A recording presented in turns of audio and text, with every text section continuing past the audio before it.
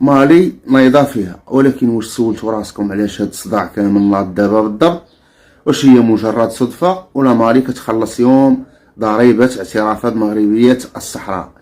من نهار مالي قررت تخرج من تحت عباءة الدولة الشرقية ونهاد داك الاتفاق اللي كان كيربطها بها، ومن نهار حطات يدها في يد المغرب وانخرطات في المبادرة الأطلسية، وباماكو مبقاتش شافت الراحة. هاد الخطوة السيادية ديال مالي قلبت الموازين في منطقة الساحل، وبزاف ديال المحللين كيشوفوا باللي الدولة الشرقية ما تقبلاش فكرة مالي تولي حليف استراتيجي للمغرب.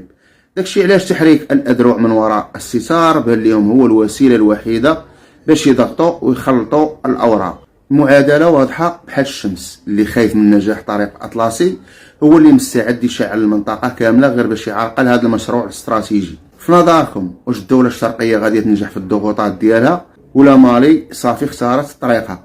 خليو لي آراءكم في صندوق التعليقات وتهلا.